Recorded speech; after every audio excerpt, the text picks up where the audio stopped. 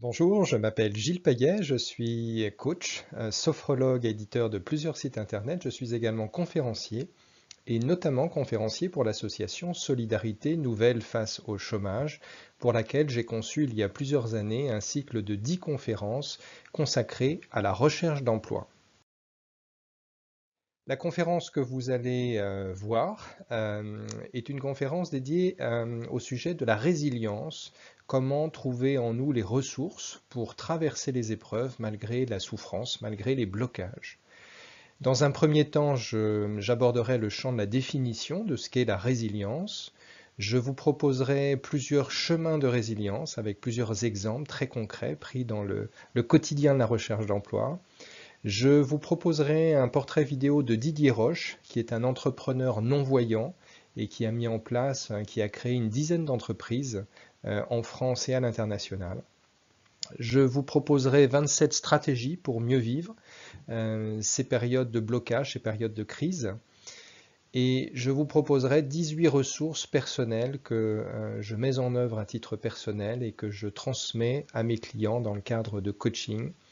Je vous parlerai du pouvoir des citations et je vous présenterai donc l'ensemble du programme des 10 conférences. Premier temps, c'est de savoir ce que c'est que la résilience. C'est un terme assez récent en France qui a été introduit par un médecin psychiatre, Boris Cyrulnik, j'y reviendrai après. Et c'est de comprendre ce que c'est tout simplement la résilience. La résilience peut être définie comme la capacité pour un corps, pour un organisme, une organisation ou un système quelconque à retrouver ses propriétés initiales après une altération. Et ce qui est intéressant sur ce concept de résilience, quand on commence à creuser ce que c'est que cette notion et cette ressource, c'est qu'on s'aperçoit en fait qu'elle est présente dans beaucoup d'écosystèmes. En écologie, la résilience définit la capacité d'un écosystème, d'une espèce ou d'un individu à récupérer un fonctionnement ou un développement normal après avoir subi une perturbation. En économie, la résilience est la capacité à revenir sur la trajectoire de croissance après avoir encaissé un choc. En informatique ou en gestion d'entreprise, la résilience organisationnelle est la capacité d'une organisation à s'adapter après la survenue d'un incident. Et en informatique, la résilience est la capacité d'un système ou d'une architecture réseau à continuer de fonctionner en cas de panne.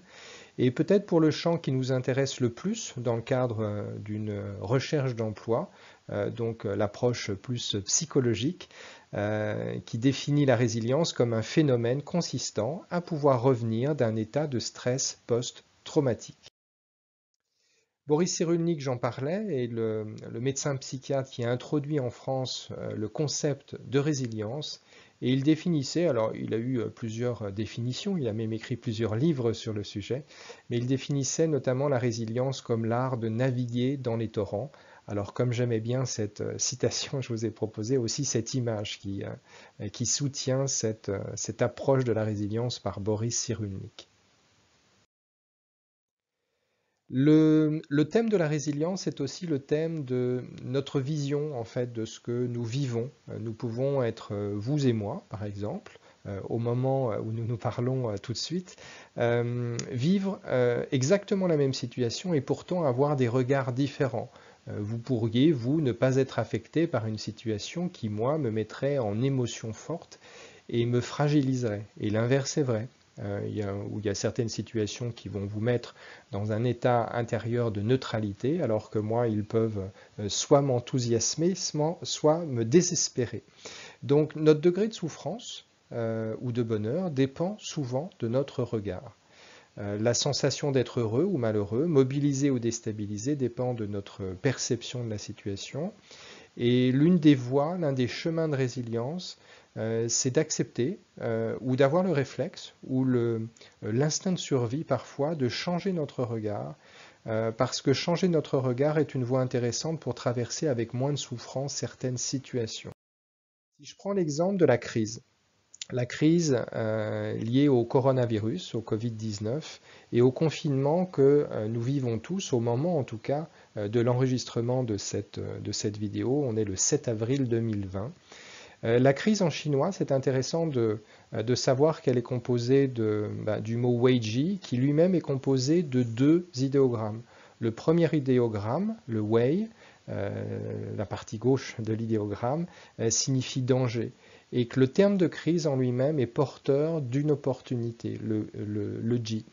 C'est intéressant de comprendre cela. Elle est le fil rouge de beaucoup d'accompagnements, de beaucoup de coaching que je mène, où j'explique toujours que les situations de blocage, les situations de souffrance, les situations inattendues, qui font que vous n'êtes pas dans votre environnement normal, avec vos ressources normales, avec vos points de repère naturels, créent toujours en fait des opportunités. Les situations de blocage, c'est simplement le blocage de ce que vous faisiez auparavant, et ça vous ouvre tout un champ de choses nouvelles.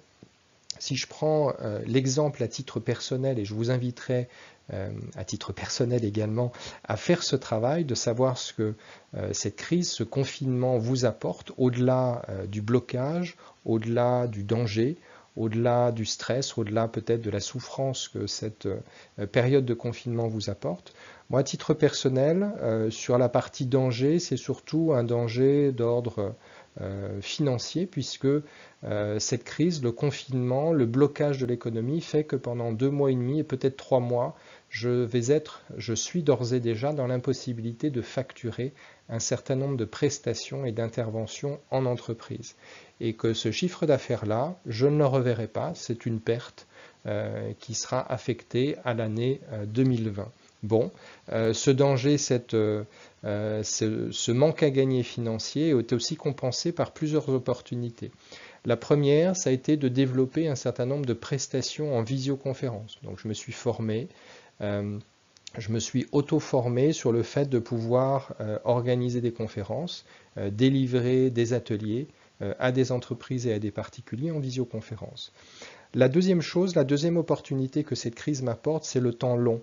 Ce que j'appelle le temps long, c'est la possibilité sur 6 heures, 7 heures, 8 heures, 10 heures d'affilée de pouvoir produire des contenus, puisque l'un des métiers qui m'anime est de pouvoir produire des contenus, des articles, des modules que je vends sur un site d'e-commerce, et puis des livres.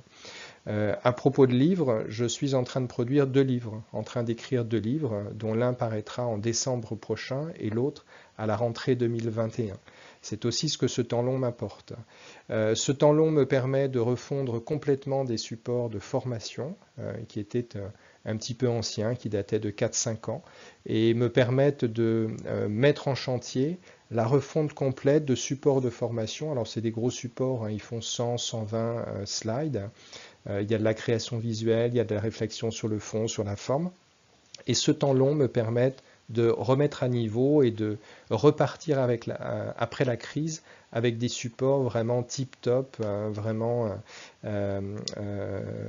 très modernes et avec une réflexion sur le fond encore supérieure à ce que je proposais auparavant. Voilà, et puis peut-être le dernier point, c'est que, ou 2 derniers points, c'est que cette période de confinement et de crise et de blocage pour moi et pour mon activité me permettent de renforcer, de redynamiser et d'ouvrir mon réseau au travers de démarches sur LinkedIn. Et cette période me permet également de retrouver du temps pour des coachings de recherche d'emploi, là où je n'en avais plus du tout depuis 2 ans, 2 ans et demi. Voilà, donc ça me permet de proposer à des clients ou à des prospects de nouvelles prestations sur des CV, sur des préparations, sur l'audit, la refonte de profil LinkedIn, sur un travail sur leur projet professionnel, sur leur repositionnement professionnel, travail sur les outils, sur les CV, les lettres, travail sur les entretiens en visioconférence notamment, bref, tout un tas de prestations que j'avais mis de côté depuis au moins 2 années. Voilà pour le côté danger, blocage, le côté opportunité, avec peut-être l'idée aussi que dans des périodes de blocage, dans des périodes de crise, il est intéressant d'ouvrir le champ, de prendre de la hauteur et vraiment de raisonner en dehors, vous savez, to think out of the box, de raisonner en dehors de la boîte, en dehors des limites, en dehors du nez dans le guidon, de façon à voir au-delà du danger, quelles sont les opportunités que cette crise, que cette situation de blocage et parfois de souffrance nous apporte. Vous avez le petit bonhomme là qui avance, ça peut être vous, ça peut être moi, et il va vivre une crise, un événement, une crise. C'est la petite boule rouge là qui se balade dans tous les sens dans le carré. Et puis après cette crise, plusieurs possibilités pour cette personne, pour vous-même ou pour moi-même.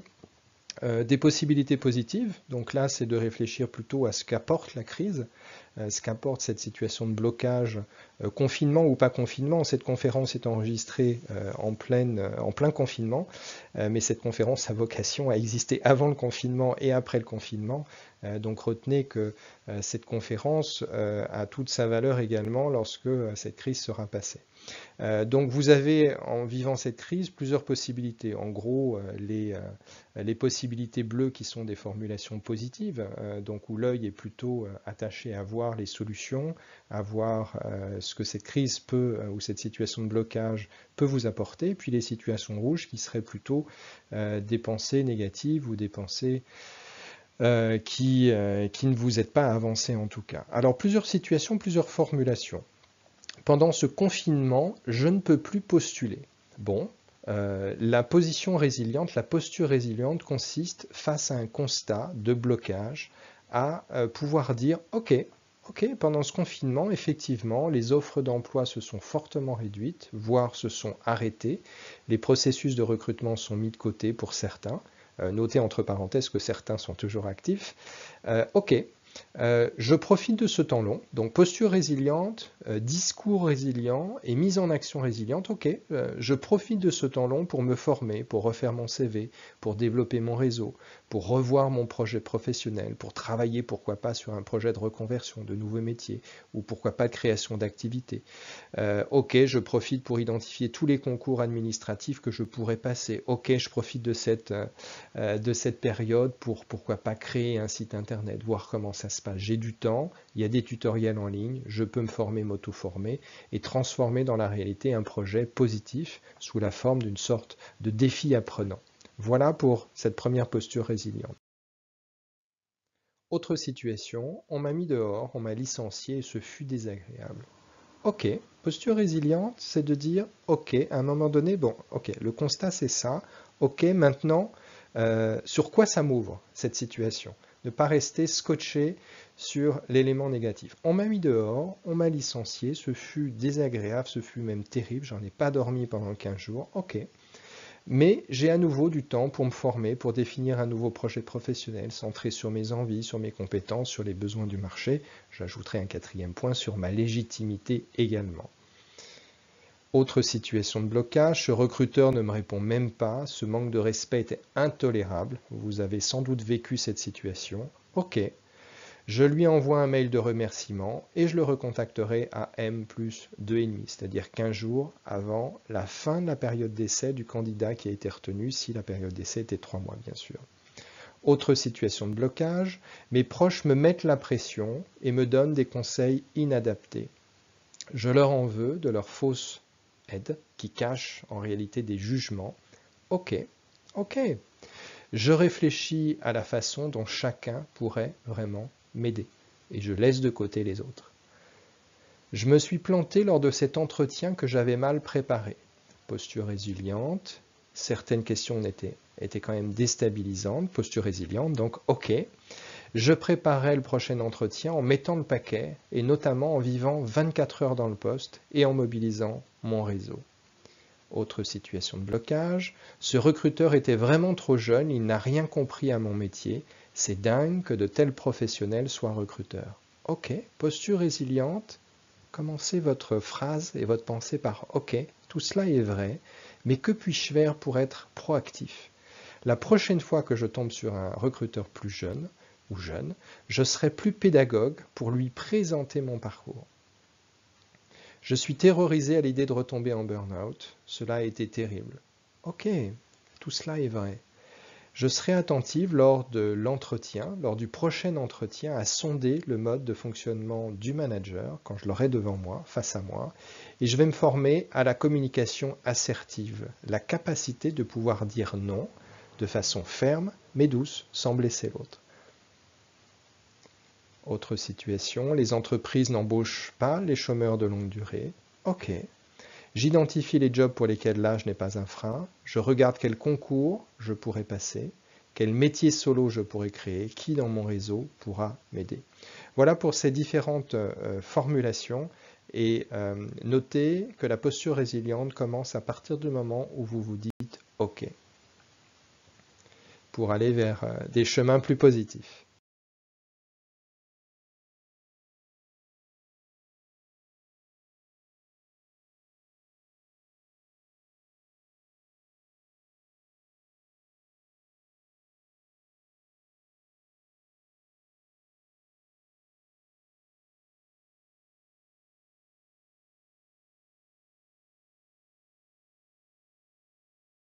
Vous avez, je voulais vous proposer une vidéo, mais qui, pour des raisons de droit d'auteur, ne peut être diffusée sur cette propre vidéo que je produis. Donc, je vous invite à aller voir sur Internet ou sur YouTube directement, en saisissant sur Google les 5 mots Didier Roche, entrepreneur non-voyant. C'est un témoignage que j'avais trouvé sur TF1, c'est le témoignage donc de Didier Roche, qui est non-voyant depuis l'âge de 4 ans et qui néanmoins a monté 10 entreprises en France. Et c'est un parcours remarquable, c'est un parcours de résilience que je voulais vous proposer comme un éclairage aux différents messages que je vous transmets dans le cadre de cette conférence. Donc saisissez ces 5 mots-clés. Didier Roche, entrepreneur non-voyant. C'est un reportage qui doit durer 4, 5, 6 minutes. Voilà, vous n'en aurez pour pas longtemps et vous verrez ce sur quoi il s'est appuyé pour traverser justement la souffrance, pour traverser les difficultés quand on est non-voyant et quand en plus on est entrepreneur non-voyant. Voilà, je trouve que ce témoignage est très inspirant. Voilà une partie que j'aime bien parce qu'il s'agit des témoignages que vous-même ou d'autres personnes que j'ai interrogées en préparant cette conférence ont pu me livrer au travers de la réponse à un questionnaire. Et je posais la question de savoir quelles sont les solutions, vos solutions personnelles, les solutions que vous recommanderiez à des proches pour aller mieux, pour traverser cette épreuve de blocage, de souffrance. Donc je vais vous lire en fait les témoignages qui m'ont été transmis. Ne pas rester isolé, ne pas culpabiliser et réaliser d'autres projets, me former, suivre des cours. Enfin, je continue d'avoir une vie sociale en participant à des sorties. Je viens également de rejoindre un groupe de relaxation basé sur la sophrologie et qui me fait beaucoup de bien. Pour se protéger, il faut réussir à trouver un soutien bienveillant, éloigner les personnes au jugement négatif, au manque d'ouverture ou qui projettent sur vous des choses qui ne vous correspondent pas. Pour développer sa résilience, il faut dépasser les manques, les regrets, en regardant ce que l'on a, penser à ce que l'on a réussi, chercher de la satisfaction en toute chose. C'est un combat. La résilience, c'est un dépassement, un envol, une victoire, et c'est difficile. Lors de mes moments d'angoisse, je cherche à me calmer avec des exercices de respiration. Pour renforcer ma capacité à être plus forte, j'essaye d'organiser au mieux mes journées et mon emploi du temps pour être occupée et proactive et ne pas laisser le temps à l'angoisse de s'installer.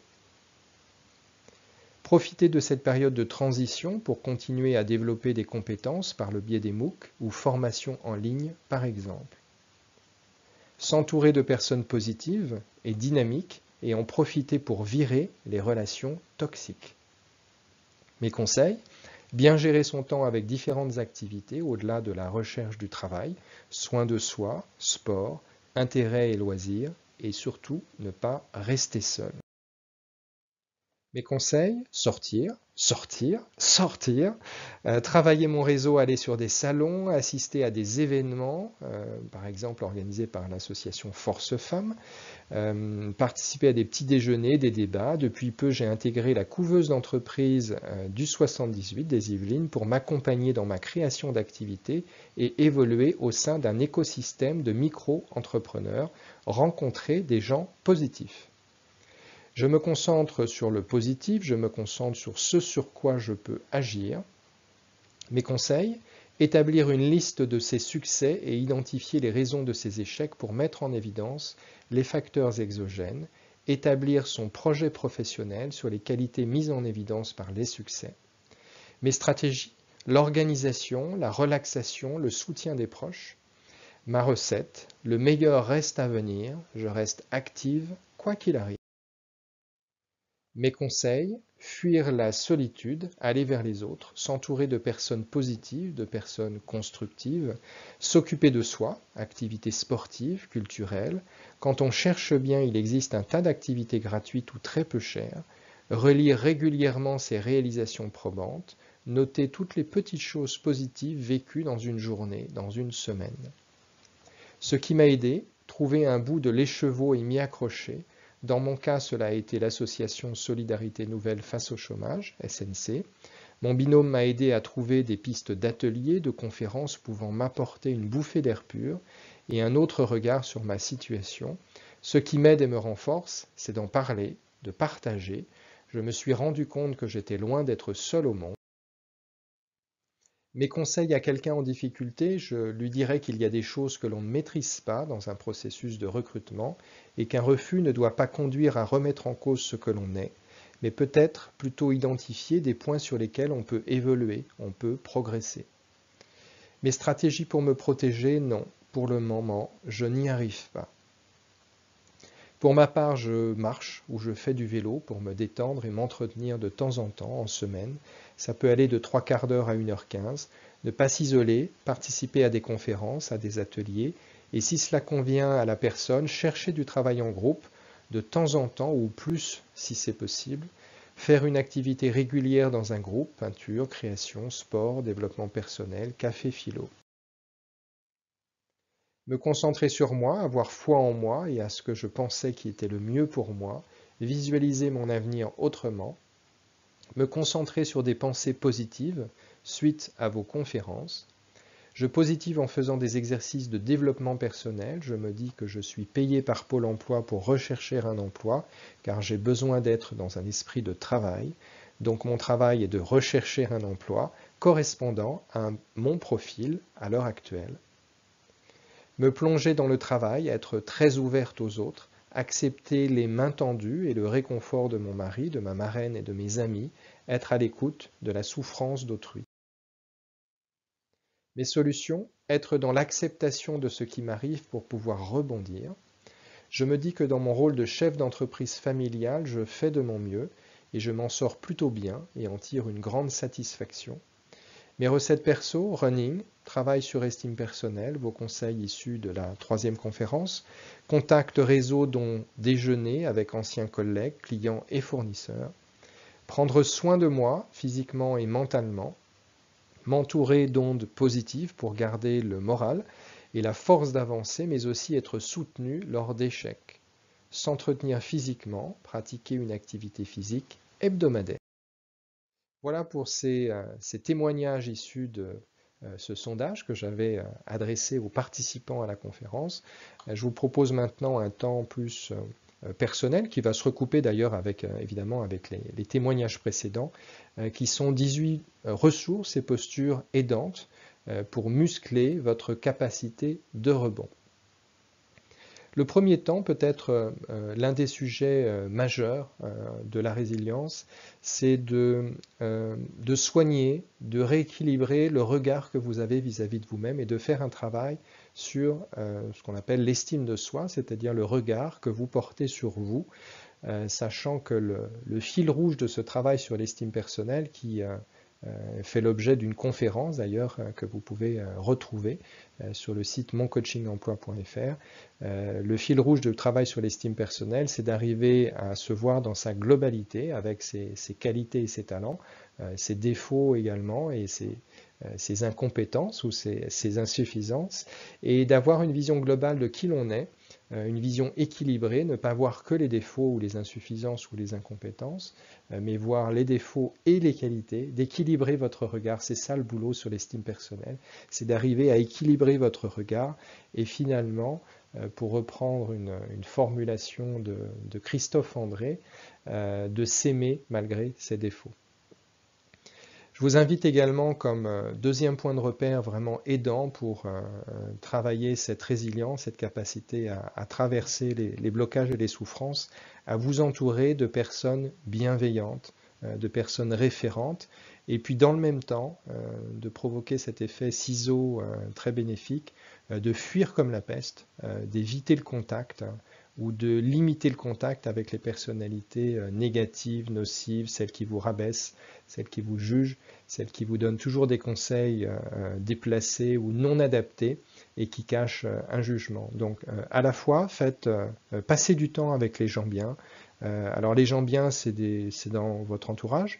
Si vous n'avez pas de gens bien, entre guillemets, ou directement dans votre entourage, ça peut être par le biais de vidéos, ça peut être par le biais d'échanges sur des plateformes, ça peut être par le biais de vous faire aider aussi, peut-être par des professionnels de l'accompagnement.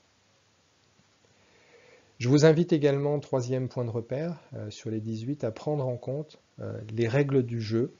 Alors les règles du jeu de la recherche d'emploi, c'est de comprendre que la priorité, c'est pas vous, la priorité, c'est l'autre. Et plus que, alors quand je dis l'autre, c'est les recruteurs en général, les fonctions RH, le futur manager, les cabinets de recrutement, les intermédiaires des processus de recrutement, d'être à leur écoute, de comprendre leurs besoins et de proposer, les règles du jeu, c'est de proposer sans cesse des discours, soit dans votre voix, soit par mail, soit dans une lettre de motivation, soit dans la personnalisation de votre CV, que vous personnalisiez tous vos documents et toute votre communication écrite et orale en réponse aux besoins de l'autre. Priorité à l'autre, c'est ça, comprendre les règles du jeu de la recherche d'emploi. Ne pas être auto-centré ou dans sa démarche du moi j'ai fait ci, moi j'ai fait ça, mais sortir de cette bulle auto-centrée, voire parfois égocentrée, pour aller vers l'autre, prendre du temps pour comprendre ses besoins et adapter toute votre communication orale et écrite à ses besoins. Quatrième point, prendre soin de vous. En cette période de confinement, le soin de soi est sans doute l'une des formules les plus communément partagées. Et ça a tout son sens également dans une démarche de résilience, confinement ou pas. C'est vrai pour tout le reste de la vie, y compris quand ça va bien. Prendre soin de soi, de sa santé, de son sommeil, de son alimentation, de son physique et de sa forme cérébrale est aussi important que d'envoyer des CV. Donc mettez en œuvre un plan d'action sur votre activité corporelle, sur votre sommeil, sur votre alimentation, sur votre santé mentale, psychique. Passez du temps sur le prendre soin de vous, que ce soin de vous fasse partie de votre planning. Je vous invite, pour être plus résilient, pour être plus fort face à l'adversité, à accepter de sortir du cadre, de votre zone de confort, de vous remettre en cause pour être plus souple, pour saisir les opportunités, au sens de l'idéogramme chinois. Prendre du recul, changer d'angle, s'extraire de la souffrance. Il y a un exercice en sophrologie qui est fantastique, qui est l'exercice du cosmos, que vous retrouverez sur l'un des sites que j'anime, qui s'appelle sophroschool.fr, qui est le site en sophrologie sur lequel je partage chaque semaine de nouveaux exercices pour aller mieux, pour mieux dormir, pour mieux se concentrer, pour faire le calme en vous, pour développer des ressources comme la concentration, la ténacité, la volonté, le courage. Et puis il y a un exercice, l'exercice du cosmos, qui vous permet de monter par rapport à monter dans le ciel, monter dans le cosmos, c'est pour ça que ça s'appelle, et de vous voir tout petit avec vos soucis et avec votre ressenti négatif. C'est un exercice qu'il faut vivre parce qu'il est vraiment très intéressant pour justement changer d'angle et prendre de la hauteur et se détacher des situations de souffrance. Septième ressource, je vous invite à ce que j'appelle vous immuniser contre la récidive, repérer les situations d'échec. J'ai observé, et je ne suis pas le seul à avoir observé, que parfois nous pouvons nous mettre inconsciemment dans les mêmes situations d'échec. Alors vous vivez un burn-out et vous allez refaire un burn-out parce que inconsciemment vous allez vous remettre dans les mêmes situations. que précédemment. Vous n'allez pas comprendre en faisant 10 candidatures différentes avec 10 échecs que le cœur des réponses négatives ou de l'absence de réponse, c'est un élément que vous n'avez pas analysé. Donc c'est intéressant en cas d'échec de comprendre les raisons de son échec de façon à ne pas reproduire la situation.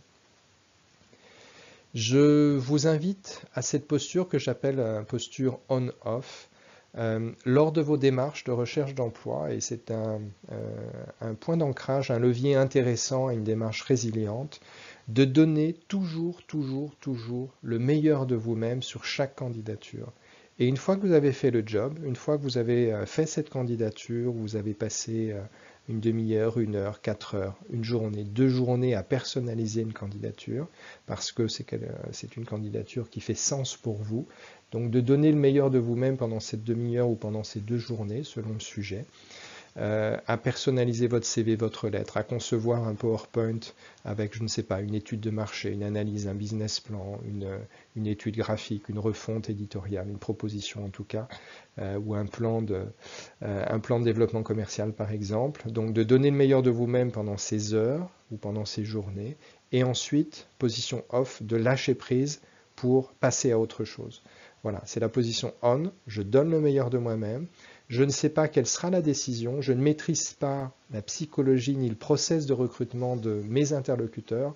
En revanche, je peux avoir l'ambition de maîtriser mon talent, mon énergie, ma volonté, ma créativité. Ça, je peux avoir un contrôle là-dessus. Donc mettez le paquet, position on, sur votre talent, sur vos talents, et ensuite lâchez prise pour que le temps suivant ne soit pas uniquement un temps d'attente dans l'émotion de votre candidature, mais soit sur à nouveau donner le meilleur sur la candidature numéro 2, position on, vous donnez le meilleur, ensuite position off, vous passez la candidature numéro 3, etc. Voilà, c'est une posture vraiment super utile à développer pour avancer et être résilient.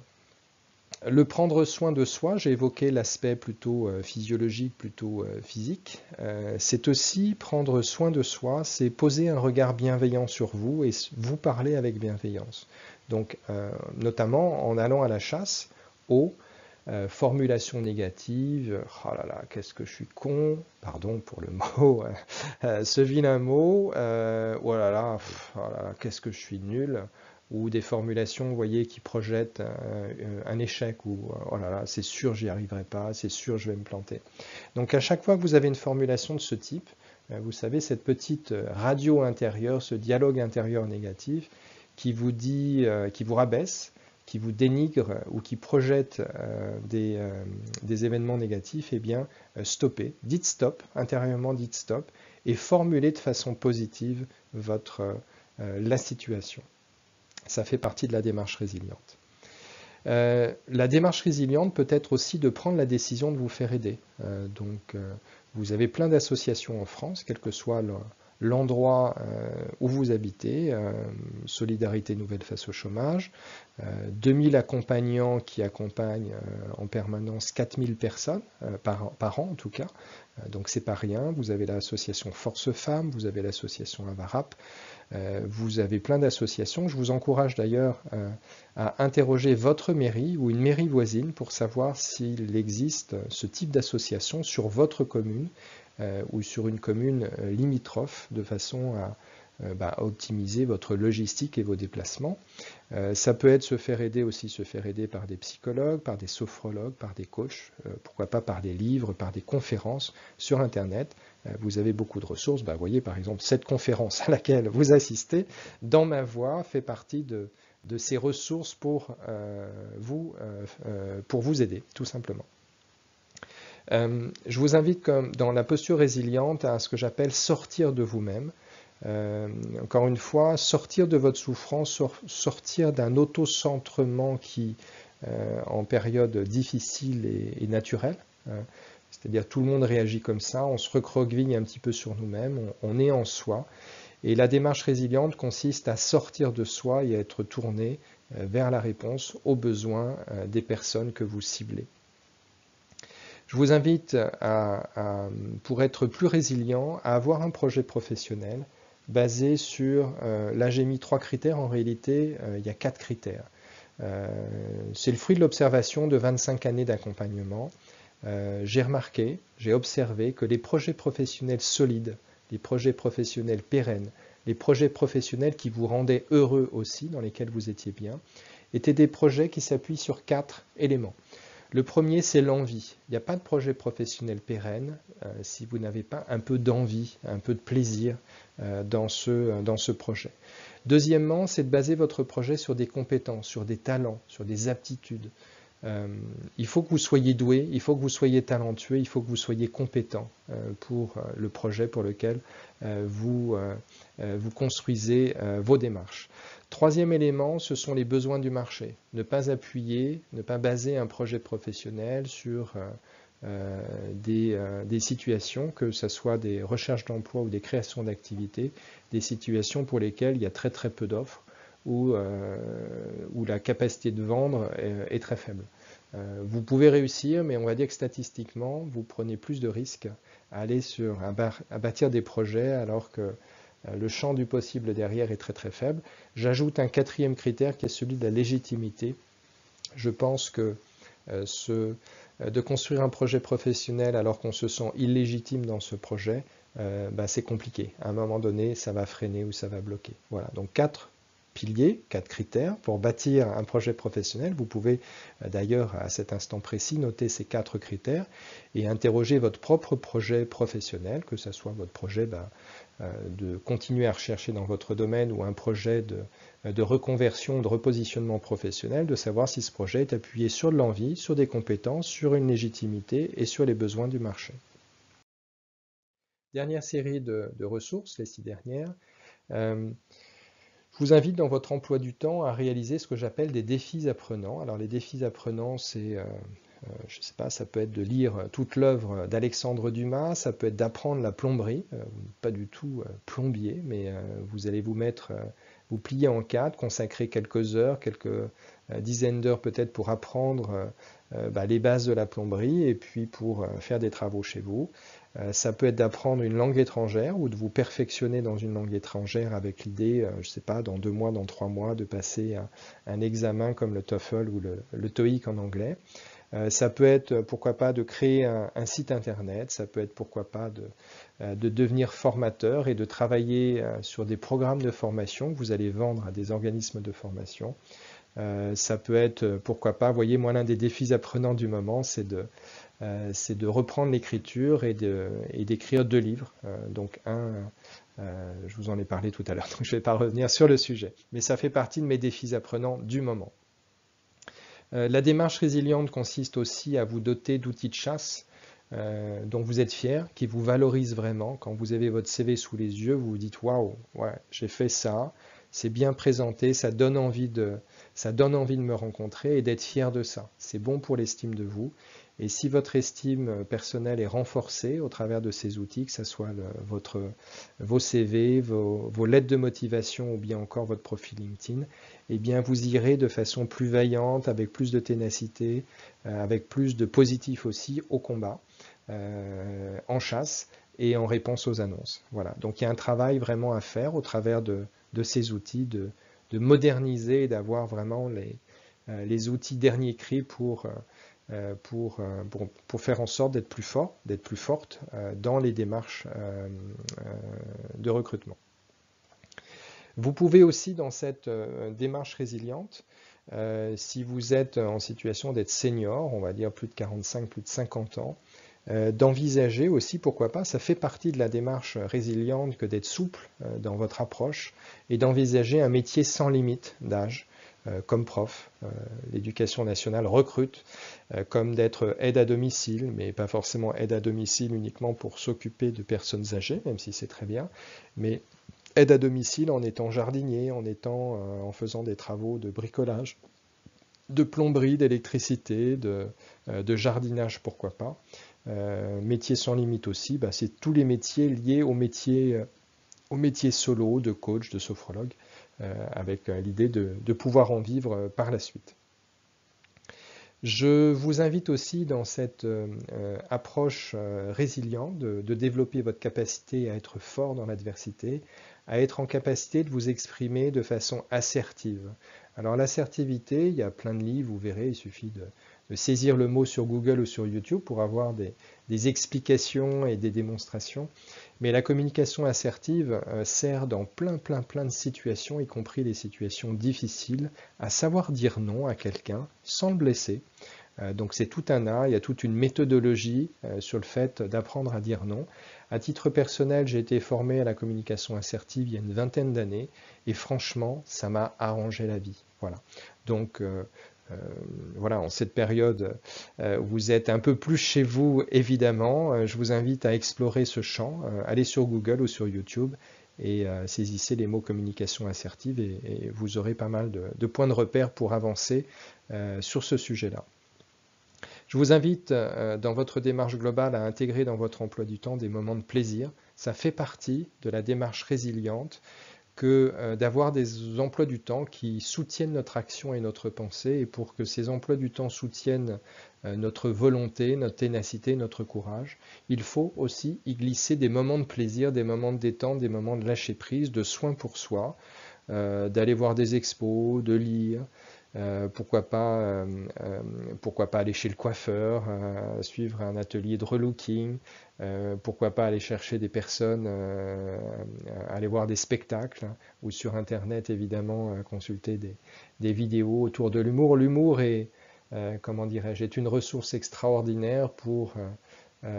l'humour en fait c'est un angle de vue différent qui nous permet de savoir provoquer en nous, dans notre mental, mais dans notre corps aussi, des émotions positives. Voilà. Donc c'est important l'humour, de savoir mettre dans votre emploi du temps des moments d'humour. Et puis peut-être dernière ressource, dernière posture aidante pour muscler cette capacité de rebond en période difficile, c'est ce que j'appelle la politique des petits pas. On retrouve un petit peu une approche chinoise, encore une fois, de la crise, la politique des petits pas de Mao Tse-tung, qui est d'avancer chaque jour, même un tout petit peu, et c'est des petits efforts, et de vous féliciter pour chaque petit effort fait. Voilà, politique des petits pas, un petit peu chaque jour pour avancer certainement. Vous voyez, un petit peu chaque jour sur 30 jours, ça fait 30 fois un petit peu et ça commence à devenir intéressant, à devenir important, 30 fois un petit peu.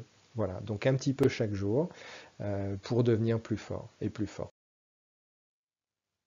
Je vous invite à intégrer dans votre emploi du temps, je l'évoquais tout à l'heure, des temps de soins pour vous. Alors qu'est-ce que ça veut dire des temps de soins pour vous? Ça peut être d'instaurer dans vos emplois du temps, alors quotidien, pas juste une fois par semaine, mais pourquoi pas quotidien, et si c'est quotidien, c'est peut-être pas une heure, c'est peut-être que 5 minutes suffisent, 10 minutes suffisent, par exemple de la gym douce ou du yoga, vous initiez au yoga sur tapis, vous avez plein de vidéos en ligne, plein de cours en ligne, même en direct, hein, en live, où certains profs de yoga, certains coachs sportifs vous donnent rendez-vous, par exemple tous les matins à 10 heures, et il suffit de vous connecter sur le live pour suivre les exercices de ces profs, ou bien vous faites ça au calme, sans guide, et c'est un moment pour vous.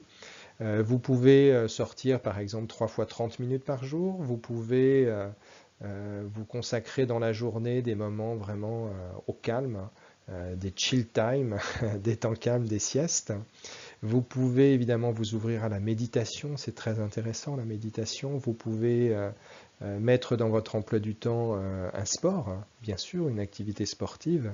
Et dans les sports, je vous cite la pétanque, tous les dimanches soirs de ma vie, ça c'est un petit clin d'œil personnel, avec un groupe d'amis depuis 12 ans maintenant, eh bien nous avons un temps alors que nous avons mis entre parenthèses pendant cette période de confinement bien sûr, mais tout le reste de l'année, quand le confinement sera derrière nous, ben, nous reprendrons nos parties de pétanque le dimanche soir.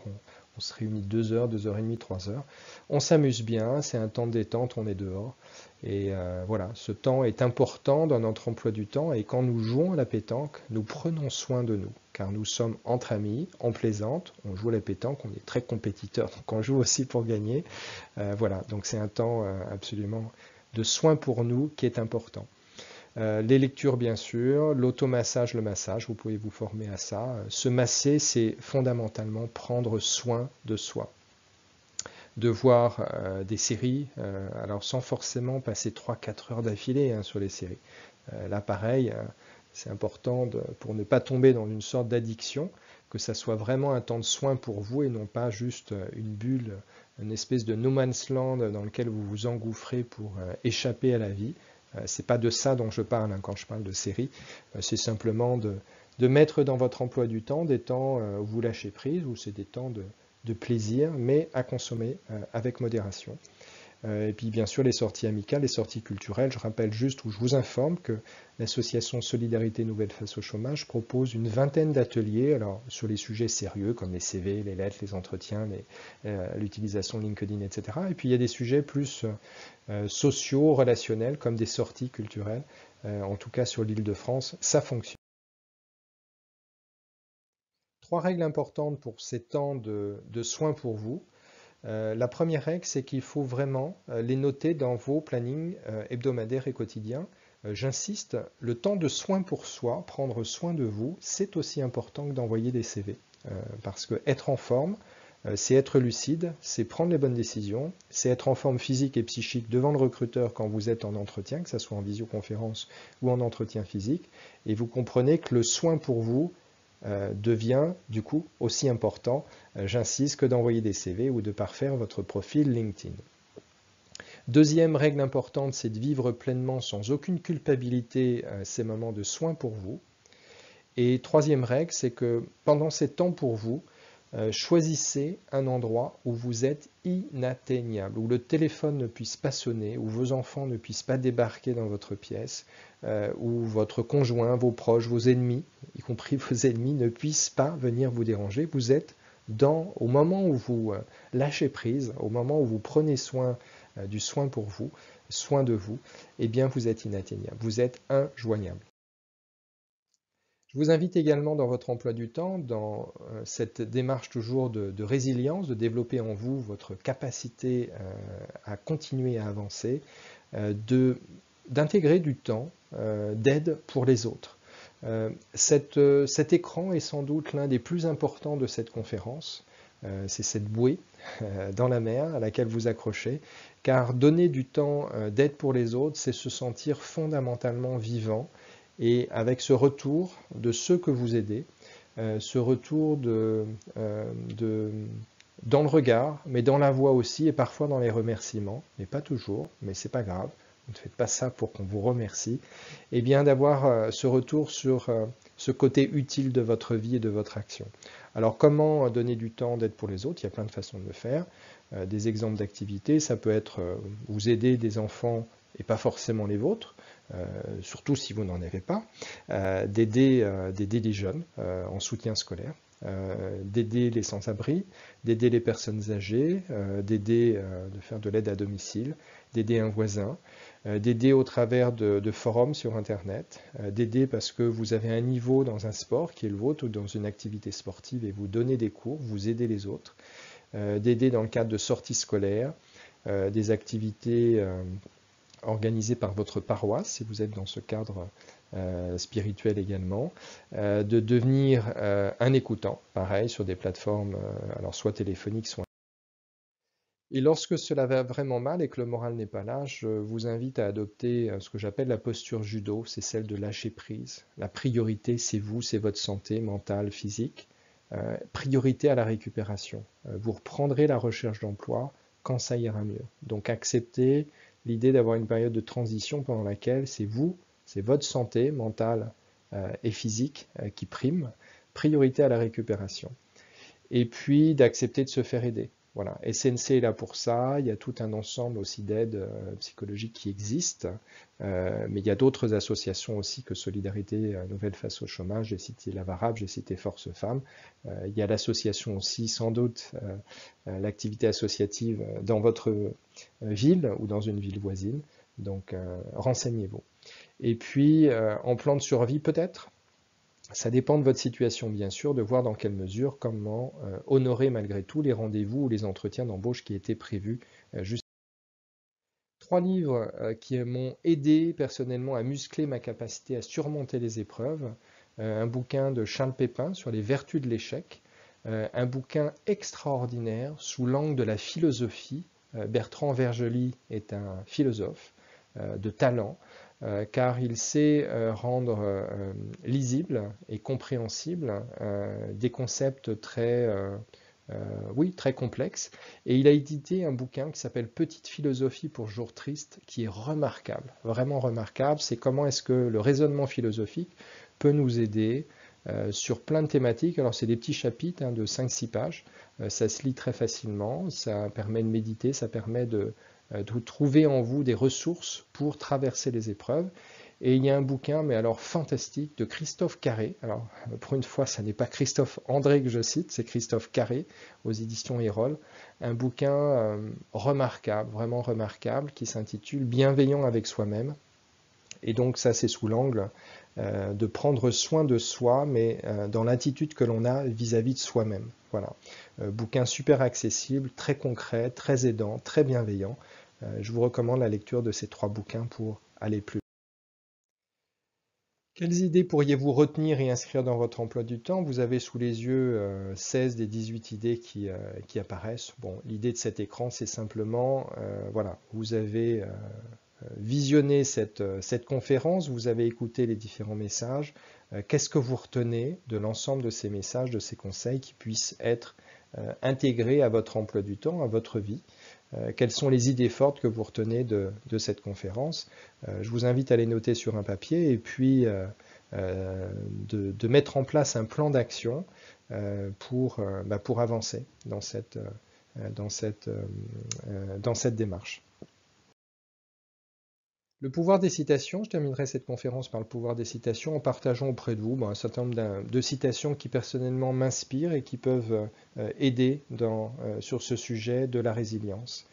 Première citation du Dalai Lama, mettez-vous toujours à la place de l'autre, renoncez un temps à vos opinions, à vos jugements afin de comprendre cette autre personne. Bien des souffrances peuvent être ainsi évitées. Deuxième citation, c'est une citation attribuée à Jean-Claude Killy qui aurait tenu ce discours à Guidrut. Alors c'est pas 78, c'est pas lors des JO 78, c'est 76. Il y a une erreur dans la signature là, de cette citation. Et Jean-Claude Killy coachait en quelque sorte la veille au soir dans la chambre d'hôtel de Guidrut, qui était à la veille donc de la finale du 110 mètres haies. Qu'il va gagner, mais il ne le sait pas encore, on est la veille au soir. Et Guidrut commençait, d'après l'histoire, je n'étais pas présent, mais commençait à gamberger un petit peu, peut-être à douter un petit peu. Et Guidrut a prononcé cette phrase sur les conseils de Jean-Claude Killy: j'ai fait tout ce que j'ai pu pour me préparer à cette course. Et si je gagne demain, ce sera formidable, mais si je perds, mes amis resteront mes amis, mes ennemis resteront mes ennemis, et le monde ne s'arrêtera pas de tourner. Moi j'aime bien cette phrase parce qu'elle me rappelle le premier point, c'est lorsque j'ai un objectif, c'est de tout mettre en œuvre pour réussir cet objectif. Encore une fois, je me concentre sur ce sur quoi j'ai du pouvoir. Ce sur quoi j'ai du pouvoir, c'est mes compétences, mon talent, mes aptitudes, mes qualités, ma créativité, mon énergie. Je peux raisonnablement avoir l'ambition d'avoir un contrôle sur ces éléments-là, parce qu'ils viennent de moi, parce qu'ils sont moi. Pour le reste, une fois que j'ai fait le boulot, je me dis ok, j'ai fait tout ce que j'ai pu pour réussir cet entretien, pour décrocher ce job. Maintenant, je lâche prise. Si je l'ai, c'est génial. Si je ne l'ai pas, je ferai autre chose. Voilà, je continuerai. Une autre citation que j'aime bien, un proverbe chinois, parce que chinois, ça ne veut rien dire. Quand les vents du changement soufflent, certains construisent des abris et d'autres des moulins. Voilà. C'est l'illustration aussi de l'un des premiers écrans de cette conférence sur notre regard, le regard de certains, quand les vents soufflent, quand la tempête arrive, c'est de construire des abris, c'est de se protéger, et puis d'autres vont profiter, au sens du Ji chinois, le Wei Ji, le Ji étant l'opportunité de se dire ok, ça souffle, bon super, je vais pouvoir construire des moulins et générer de l'électricité, par exemple. Vous voyez, c'est l'idée de cette citation. Une dernière citation de Bouddha et non pas de Thomas Pesquet, puisque c'est une photo de Thomas Pesquet sous la combinaison. Développe un esprit qui soit vaste comme l'espace, où les expériences agréables et désagréables peuvent apparaître et disparaître sans conflit, sans lutte, sans douleur. Demeure dans cet esprit vaste comme le ciel. Moi, j'aime bien cette idée-là. C'est aussi l'idée, vous savez, du travail que je décrivais sur l'estime de soi, d'arriver à se voir dans sa globalité, dans un esprit vaste, où vos compétences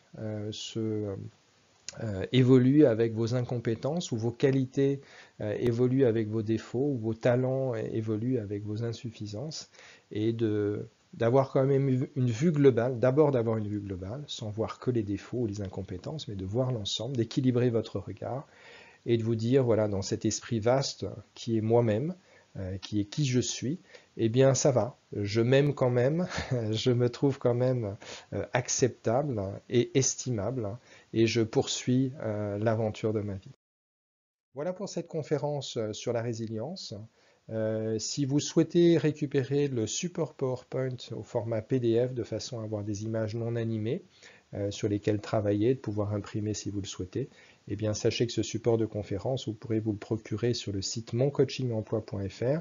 Ce support est payant, la vidéo est gratuite, vous venez d'y assister, mais les supports au format PDF sont payants au coût de 19,80 €. Vous avez sous les yeux le programme des 10 conférences que j'ai animé, que vous pouvez retrouver sur le site moncoachingemploi.fr au même coût de 19,90 €. Une conférence sur la gestion du temps et sur la stratégie de recherche d'emploi efficace. Une conférence sur les CV, les lettres de motivation avec des conseils, des modèles pour décrocher plus d'entretiens en 2020 ou dans l'année dans laquelle vous consulterez cette conférence. Une conférence sur l'utilisation intelligente de LinkedIn, notamment pour décrocher des entretiens. 99,9% des personnes présentes sur LinkedIn ne font pas grand-chose de leur profil. Il y a une photo, il y a un parcours, voilà. Et puis, souvent, ça s'arrête là, alors que LinkedIn est un formidable outil de conquête, de chasse, pour décrocher des entretiens. Mais voilà, donc je vous explique comment dans cette conférence. Une quatrième conférence sur préparer et réussir ses entretiens de recrutement, avec une quarantaine de questions-réponses décortiquées. Une conférence sur l'estime de soi, une conférence sur les candidatures seniors, comment contourner les freins habituels, une conférence sur la reconversion professionnelle, la 7e conférence, changer de métier, les facteurs de succès pour rebondir, une 8e conférence que vous venez de consulter mais qui existe donc au format PDF sur la résilience, comment traverser les épreuves malgré la souffrance, une 9e conférence sur apprivoiser les émotions et le stress grâce à la sophrologie. Alors cette conférence vous donnera plein d'exercices, notamment de respiration, de programmation mentale, de visualisation, à la fois pour préparer des entretiens, mais aussi pour mieux vivre les périodes de doute, les périodes de stress qui sont attachées à la recherche d'emploi, surtout lorsque cette recherche d'emploi dure un petit peu plus longtemps qu'on le pensait ou qu'on l'aurait pensé. Et puis une 10e conférence sur les candidatures réseau, qui contacter, comment et pour quels résultats. Je vous explique toute la démarche dans cette conférence. Voilà, je suis animateur je suis donc Gilles Payet, vous l'avez compris, je suis animateur de plusieurs sites internet. Le site questiondemploi.fr sur lequel je partage chaque semaine de nouvelles ressources sur la recherche d'emploi. Sur ce site que j'anime depuis 12 ans maintenant, vous avez plus de 4000 articles qui sont en accès libre sur les sujets des CV, des lettres, de LinkedIn, des entretiens. J'anime également un site sur lequel je vends des contenus, des modèles de CV, de lettres, qui s'appelle moncoachingemploi.fr et sur lequel vous retrouverez ces conférences. Et j'anime également un site de sophrologie qui s'appelle sophroschool.fr sur lequel je partage des exercices de sophrologie pour mieux se concentrer, pour mieux dormir, pour faire le calme en soi, pour mettre à distance le stress ou les pensées négatives et plein d'autres utilisations encore. Voilà, je vous dis à bientôt pour une nouvelle conférence et je vous souhaite une recherche d'emploi active, dynamique et créative.